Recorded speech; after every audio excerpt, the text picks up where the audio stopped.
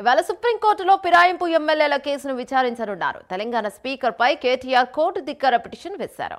ఎమ్మెల్యేల విచారణకు గడువు కావాలంటే స్పీకర్ కార్యాలయం దీన్ని సవాలు చేస్తూ కేటీఆర్ పిటిషన్ దాఖలు చేశారు. ఎమ్మెల్యేల ఫిరాయింపు కేసుతో పాటు కేటీఆర్ వేసిన పిటిషన్ సుప్రీంకోర్టు ఇవాళ విచారించనుంది.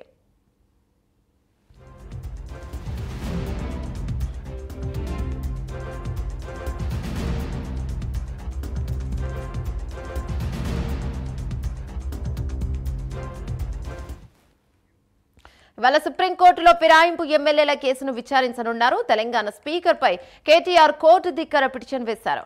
ఎమ్మెల్యేల విచారణకు గడువు కావాలంది స్పీకర్ కార్యాలయం దీన్ని సవాలు చేస్తూ కేటీఆర్ పిటిషన్ దాఖలు చేశారు.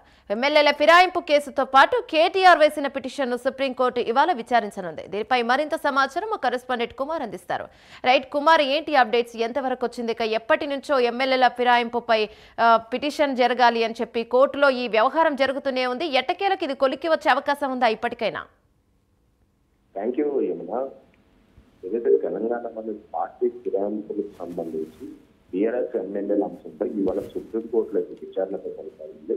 ముఖ్యంగా గతంలో ఏదైతే సుప్రీంకోర్టులోనే దీనిపై విచారణ జరిగిన సమయంలోనే ఏదైతే స్పీకర్ కి కొన్ని ఆదేశాలు అయితే ఇవ్వడం జరిగింది. ఇటు ఫిరాయింపుల ఎమ్మెల్యేపై విచారణ చేపట్టాలంటూ కూడా ఇటు ఏదైతే స్పీకర్ కి అయితే ఆదేశాలు జారీ చేశారు. ఈ నేపథ్యంలోనే దీనికి సంబంధించి ఇప్పటికే స్పీకర్ అంటే ఇచ్చిన గడువు కన్నా మరికొద్ది గడువు కావాలంటూ కూడా ఇప్పటికే సుప్రీంకోర్టులో పిటిషన్ అయితే దాఖలు చేశారు. 3 నెలల గడువు ముగిసిన నేపథ్యంలోనే కోర్టు ధిక్కారణ కింద స్పీకర్ పై ఇప్పటికే కేటీఆర్ కూడా ఒక పిటిషన్ అయితే దాఖలు చేశారు.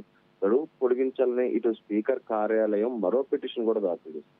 ముఖ్యంగా 2 పిటిషన్లు కలిపి ఈ రోజు సిజేఐ ధర్మాసనం అయితే ఈ రోజు విచారణ అయితే చేయనుంది. ముఖ్యంగా పార్టీ మారిన బీజేపీ ఎమ్మెల్యే ముకుల్ రాయ్ పై ఇటీవలే అనర్హత వేటుపై వేసిన కోల్కతా హైకోర్టుకు సంబంధించి అది ఉదాహరణగా తీసుకుని ఇప్పుడు తెలంగాణలోని జరిగిన పార్టీ ఫిరాయింపులకు సంబంధించి కూడా వాళ్ళపై కూడా ఏదైతే వేటు వేయాలంటూ కూడా ఇటు బీఆర్ఎస్ అయితే చెప్తుంది. ముఖ్యంగా ఈ 10 మందికి కూడా ముకుల్ రాయ్ తీర్పు వర్తిస్తుందంటూ కూడా ఇటు న్యాయ నిపుణులు అయితే చెప్తున్నారు. ఈ నెల 24న సిజేఐ గవాయ్ ఏదైతే పదవి విరమణ అయితే ఉంది, సిజేఐ గవాయ్ పదవి విరమణ నేపథ్యంలో తీర్పుపై ఫిరాయింపు ఎమ్మెల్యేలలో తీవ్ర ఉత్కంఠ నెలకొంది. గతంలో కూడా ఫిరాయింపు ఎమ్మెల్యేల అనర్హత వేటు విషయంలో స్పీకర్ కార్యాలయాన్ని అప్పటికే సిజేఐ కూడా మందలించింది. ఏదైతే దీనికి సంబంధించి అంటే ఈ టీఆర్ఎస్ లో ఏదైతే కొంతమంది ఎమ్మెల్యేలు కాంగ్రెస్ లో మారారంటూ ఇటు ఫిరాయింపుల ఎమ్మెల్యేలకు సంబంధించి ఏదైతే గతంలో కోర్టులో కేసు వేసిన నేపథ్యంలో దానికి సంబంధించి స్పీకర్ అయితే ఇంకా విచారణ అయితే కొనసాగించలేదు. అంటే కొంతమంది అయితే కొనసాగించారు, మిగతా వాళ్ళకి ఇంకా టైం పడుతుందంటూ కూడా ఇప్పటికే సుప్రీంకోర్టులో పిటిషన్ దాఖలు చేసిన నేపథ్యంలో దానికి సంబంధించి ఇటు కేటీఆర్ కూడా ఏదైతే స్పీకర్ కోర్టు ఇచ్చిన ఆదేశాలు ధిక్కరించారంటూ కూడా ఆయన మరొక పిటిషన్ దాఖలు చేశారు. దీనికి ఈ 2 కలిపి ఈ రోజు అయితే విచారించనున్నారు. ముఖ్యంగా ఇప్పటికే ఫిరాయింపుల ఎమ్మెల్యేలకు సంబంధించి టైం కూడా చాలా ఎక్కువైంది.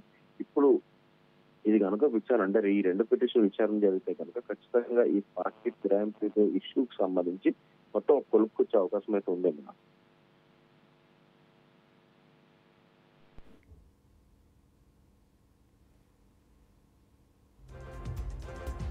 Thank you Kumar.